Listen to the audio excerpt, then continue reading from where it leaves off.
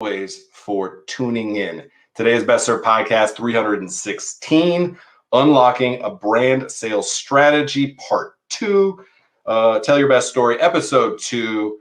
Make sure that you've seen Episode 1. So if you're just seeing this for the first time, stop, go back, watch Episode 1, where we're talking to Jay Christensen of 10 Sheets, talking about our sales strategy for the 86-86-86 challenge. In Part 2, we're going to talk about hit the highlights. And with no further ado, I want to bring in Jay Christensen now to keep coaching us along this process. Jay, we're getting into it, man. We're identifying that audience, and we're understanding the tools. That's what we did in section 1 of this. So hit the highlights.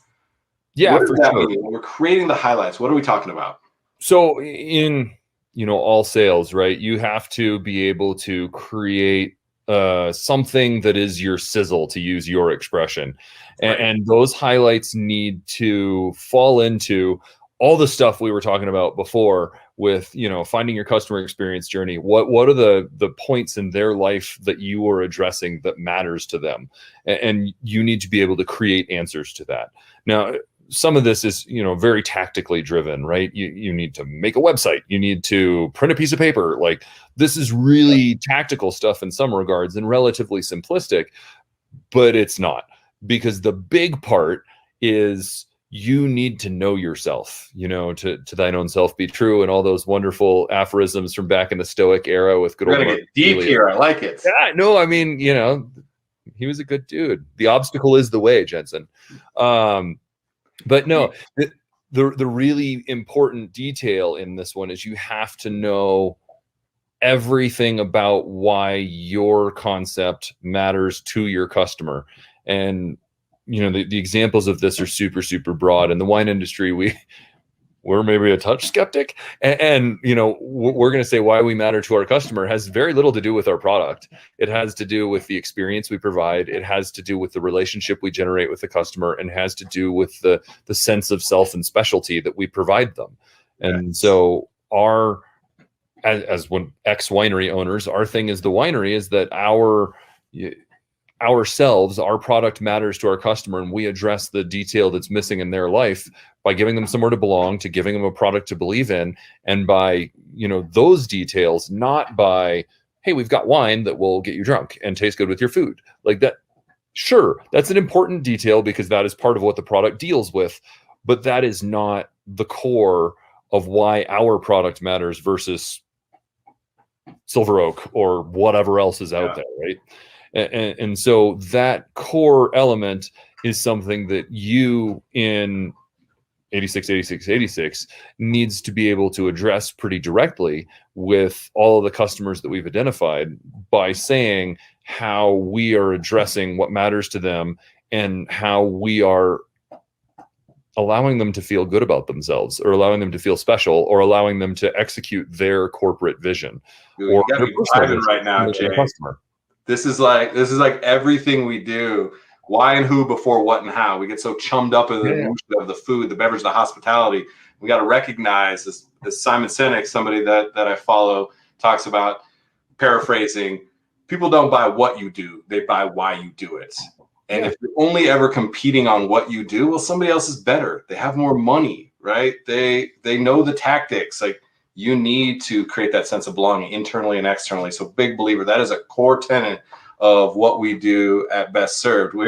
Our mission, we exist to amplify the worth and work of people who feed their communities. So it has to be a foundational of who we are, not just what we do. So yeah, I'm gonna like this part for sure. This is where you're gonna have to reel me back in, because I am going to get up on a soapbox and preach a little bit. But take me down that process. So we're creating. Yeah. So I mean, in your case, you're in a pretty good spot, right? Because your core mission is to support those that are supporting others through food, to paraphrase appropriately. That core element. And so when you reach out to, especially at the corporate tier, a company who, let's say Cisco, right? Everybody knows Cisco. They're huge. They're monsters. Who is really, in many regards, operating on a less emotive basis. and you are going to reach out to them and say, hey, look, you know, we're taking care of the people who are buying your product. You need to draw that connection in a way that makes a difference to them. And if it's as simple as, look, we're taking care of the people who take care of your product, so they'll be around longer and they'll buy more of your product. Great. That's a totally successful argument. And you have identified who they are as a company. Now, if Cisco is undertaking this great social change attitude right now, which I don't know Cisco's business model at all, really, so I can't answer that question, but I haven't heard it, so I would guess no. You know, if Cisco is going to say, you know, we're there to change the restaurant industry and make everything better, which to some regards, post-COVID, everybody in the restaurant space is saying stuff like this. Of course. And you, it though is the question. Well, that's a whole different conversation. That's a whole another episode. But if you want to drive down that path, and I mean, much like you talked about earlier, doing research on some of your clients, you did a bunch of research and you're mirroring some of their language. I don't really see a reason why, if you're tailoring stuff, like we talked about, creating multiple tools to fit multiple customer bases. In some cases, those tools can be personalized to work for individual customers. With what we're talking about with 868686, I think it makes some sense to target individual customers as opposed to customer bases. Well, I'll let me rip off that, because wow, you went straight to Cisco, which is totally come up in conversation internally, because I think there's a need for us to recognize this. There's a lot of behemoth companies in our space, food and beverage hospitality. Can I get you a hold for a second here? Oh, go ahead and just here. I got you muted, man. I'm gonna keep going. It's real life, man. It's just like the restaurants. Pots cling and clang, dogs bark. I love it. So I'm gonna keep going. So Cisco specifically has been mentioned because Cisco has spent money on things like the community garden, or the garden at the school, at the culinary school, right? And what we recognize was like, is that really about supporting that community, or is it about building a shrine to your own company and brand?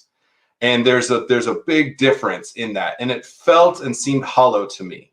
And so Cisco, I'm challenging you or anybody else like that to think differently on this. Now, what we're doing is very different, because the sponsorship dollars that we're bringing in, and I'll just jump right into a little bit more explanation of 868686, is going directly to the people that we are here to be of service to. So the 868686 challenge is specifically 86 articles in 86 days, paying $86 to the guest writer for every article that they write.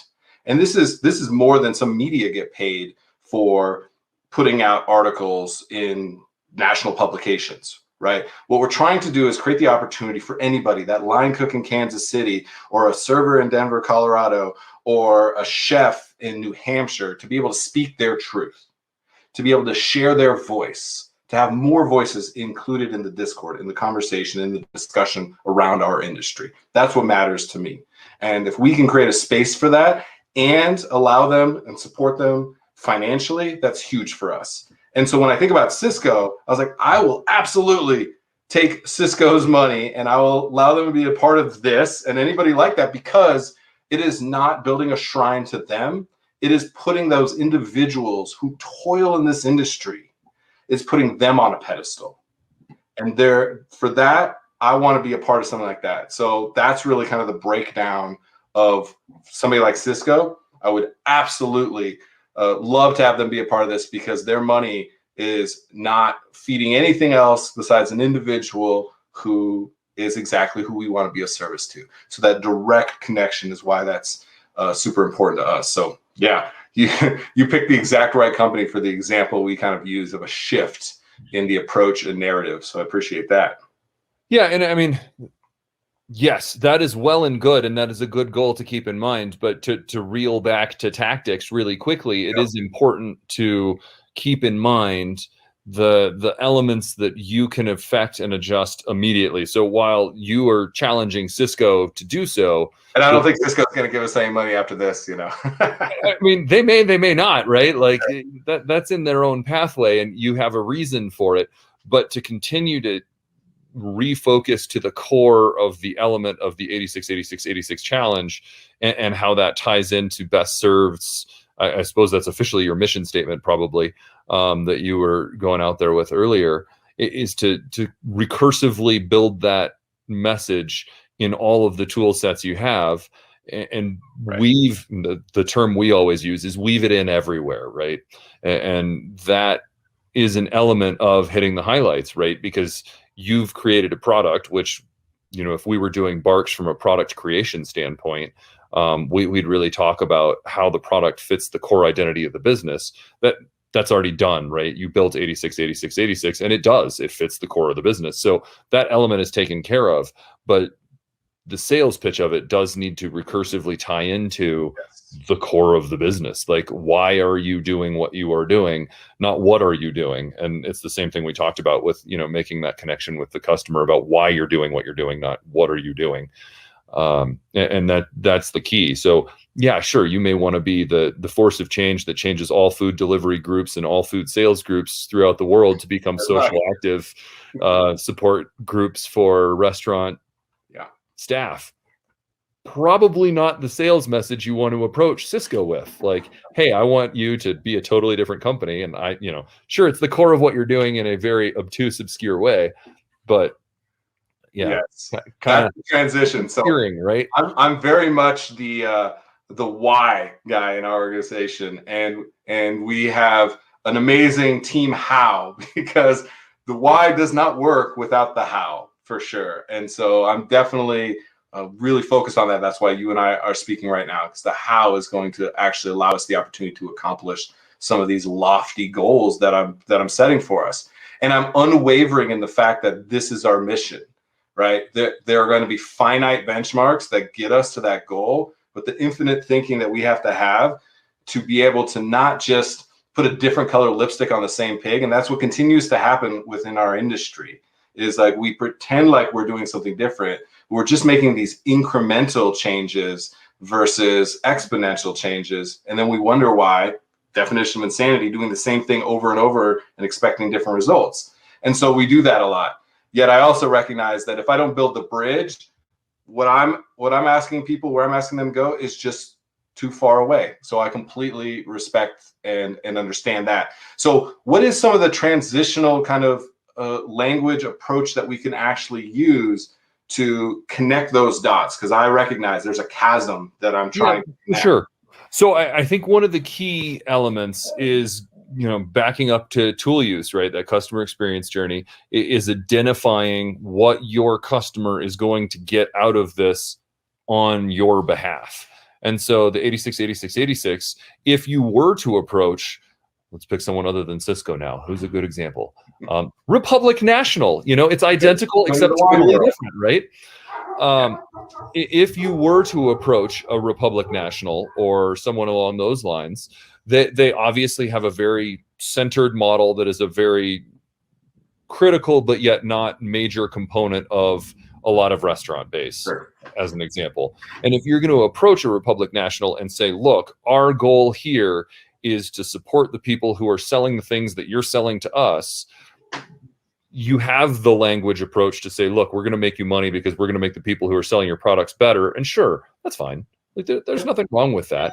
But that's not A, important, or B, on-core message for you.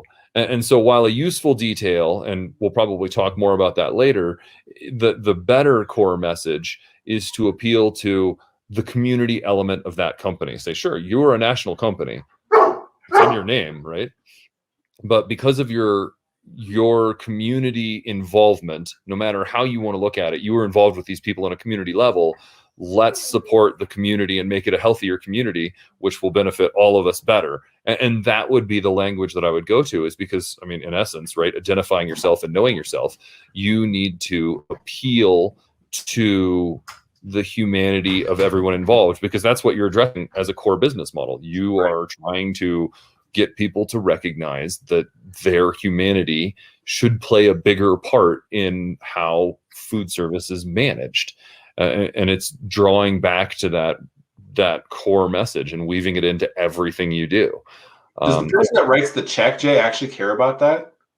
That's where I like, sometimes I'm like, do I tell them the story or do I write the numbers that I think they want to see? Well, I think it's tool driven, right? And so we talked about tools before. I think that there are some really high quality graphic design elements that you can bring to the table without spending a bunch of money. You know, there are great designers who don't charge a bunch of money. I would discourage everyone from trying to do this themselves unless they are a graphic designer. I know a lot of people really love to like slap clip art on a page and be like, look at me, I'm a designer. No, that is not a great way to hit the highlights when somebody looks at, you know, like your little stick figure and they're like, wait a second, what? Like, huh? No, but does the person who draws up the check or drafts the funds, do they care? In some regards, maybe not. In the scale of your client, and again, you know, you've got to target your customer most appropriately before you can make a sweeping statement on that one. But if you go to a Cisco or a National, is the person cutting the check matter to you at all? No, they don't. You care about the person telling them to cut the check. And if you can appeal to that person's, and again, you know, customer identification, if you can appeal to that person's sense of community involvement, and their corporate abilities, you know, I am the president of Cisco, hear me roar. Well, great, president of Cisco, why don't you get involved in the community and make your company matter here? Let's go. It's an encore message. It's an appropriate challenge with an appropriate payout. You know, you do need to provide challenge to all the people you're trying to sell to and everything, right? Like the challenge is for, you know, this pair versus that pair. I challenge you to find a better pair than the pair I'm selling you. And the statement's the same of your 868686. I challenge you to find a program that's going to support the breadth of customers of yours in this world. You know, what's going to support these people? And that's your language and message. And then you just tailor that both with your core message into the tool that is most appropriate to attack whomever you're after. Yeah, and shifting the narrative and challenging that narrative, I think, is crucial, because like we're media savvy. We understand that, you know, having Andrew Zimmern, Ming Tsai, Claudine Papin, like Kathy Gunst, these people on our show. Wait, can we get together and do a dinner collectively? Yeah, I know. Like that sounds delicious right there. Can I go? Yeah. Well, we're going to do the 86 dinner at some point. I think will be key if once we accomplish this. But I understand the attention graph, right? I understand that gives us leverage and credibility. Absolutely.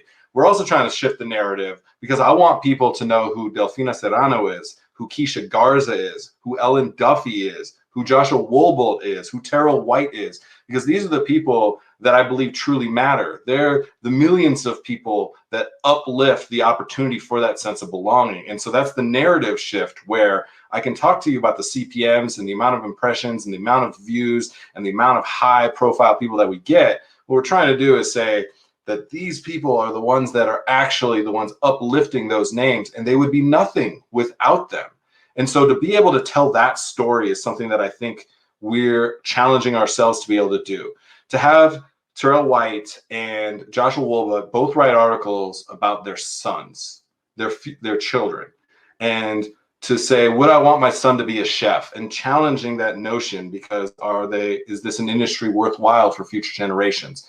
And that resonates with me because I have two young sons, and I'm the fifth generation. Did I want them to be the sixth generation was a existential question I had to ask that then led to Best Served. Terrell White writing an article about naming his future child because he was aware that if his name sounded too Black, that he might struggle putting it on a resume in 20 years from now. Like, these are the realities that people in our industry are facing. And, you know, that's what I want to really support. And that is a powerful message. Individuals have been told they're not worth anything because they're just cooks or they just work in restaurants, are now being told your voice matters and I want to put it on a pedestal and I want to publish it and I want to pay you for it. Most people don't even believe me that I want them to write an article until they write it. And then Sophie and our team proofread it and we get it out there and they go, wow, I created that for myself. And that's the message we're trying to get across. That's the highlight. That's it. No, and I think some of and you did it in your speech, whether you were aware of it or not. You do a lot of appeal to authority, and I think there's some value to that. And I think there's authorities that cross out of your world in the sort of restaurant world that speak to exactly the same message you're working on, that is probably something that's not a terrible thing to do. So like Mike Rowe, I'm sure everybody, conjures up the dirty jobs dude, right? Yep. So his foundation is all about pushing forward for trade, like the trades, not like trading things, and how, it is a great pathway forward for people, and it makes a big deal. I mean, he's really into it, and he's also. I heard him talk a lot about trade schools versus kind of the aspiring to Ivy League for everybody. Yeah. Yeah, and he is a ridiculously intelligent person. If you've never heard him talk, outside of the scope of his entertaining world, obviously, and his approach is very much so like yours. It's appealing to the humanity and the quality of craft. And that is something that I think utilizing in some of your, to bring focus back to the conversation somewhat, in hitting the highlights, is calling to an authority that is very recognizable, Mike Rowe, and using either direct quotes or captured quotes from public speaking to comment about how this cultivation of craft is valuable, because it's on your core message. It's identifiable for everyone. Well, almost everyone. Not everyone was born, as a second generation, Supreme Court judge. Sure. But most people have the experience of difficulty and struggle. Yeah. And I think if you can sense of legacy and how they are a part of that. Yeah, exactly. Like, the existential, where do I fit in the world? Right. Like, I mean, you can back that up to the true existential questions, though probably not the sales pitch you want to make, like to the Cisco vice president, like, hey, in 30 years, are you going to matter when you're dead? Like, probably not a great way to sell your product, but right. Right. But the legacy side of that is, what is the legacy that you'll leave? That does, as somebody is the 62-year-old, C-suite executive in the food and beverage industry, they are thinking about legacy personally and professionally. And there might be an opportune way to tie their legacy to being of worth to future generations. So I think there's absolutely something there. So I appreciate that. Let's wrap this section. Anything else that we need to be thinking about and hit the highlights for you? No, I mean, I think the core, especially with the sort of transient nodes of thought careening through the cosmic vapor of inventiveness that is the way that you talk. I mean, I stole it from Blazing Saddles, but it's okay. I love it. But, I think the key detail is the knowing yourself and focus, right? Keeping that message really parsed, really intelligible, small bite-sized units. And that is the best way to truly hit the highlights, not give them the whole book. Okay, our whole team heard focus. Jensen, you need to focus is what I'm going to hear again and again. And they all have permission, because Jay said so. You need to focus. You know who you are. You need to focus on those bite-sized pieces. I appreciate that. All right, now that we understand how to create the highlights, we are going to move on to provide the backup. That is going to be part 3 of this series, where we're talking about unlocking a brand sales strategy. Make sure that you check out the next episode, episode 3. That is going to be Best Podcast 317. This has been Best Served Podcast 316, episode 2 of this series. And we will tune back in with you soon. Thank you all. Cheers.